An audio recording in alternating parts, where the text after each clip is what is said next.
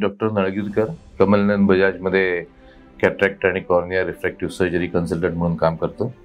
आज मी तुम्हाला थोडीशी काचबिंदूबद्दल माहिती देऊ इच्छितो. काचबिंदू हा असा आजार आहे की ज्याच्यामुळे 40 वर्ष वयाच्या वरच्या लोकांना हा फार कॉमनली होतो आणि याच्यामध्ये नजर कमी झालेली रुग्णाला युजली समजत नाही. त्याच्यामुळे तो काही डोळ्याच्या डॉक्टरकडे डोळे दाखवायला जात नाही आणि हळूहळू नजर कमी होऊन जेव्हा त्याला काहीच दिसत नाही तेव्हा खूप उशीर झालेला असतो आणि ती नजर वापस यायची शक्यता गेलेली असते.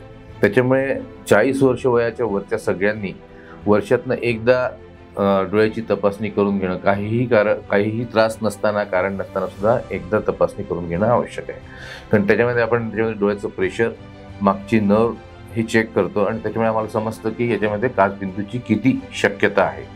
आणि जर काचबिंदू लवकर डिटेक्ट झाला, लवकर आपल्याला समजला, तर तो फक्त औषधांनी, ड्रॉप्सनी कंट्रोलमध्ये आणता येतो. त्याला प्रत्येकाला सर्जरी किंवा लेझरची गरज पडत नाही. हा disease is a very simple step. फार सोपं काम आहे. वर्षातनं एकदा चेक करायचं आणि जर वाटलं तर मग तुम्हाला काही ड्रॉप्स वापरायला मिळतात. ते वापरून तुम्ही जन्मभर या काचबिंदूपासून होणाऱ्या आंधळेपणाच्यापासून प्रोटेक्शन घेऊ शकता.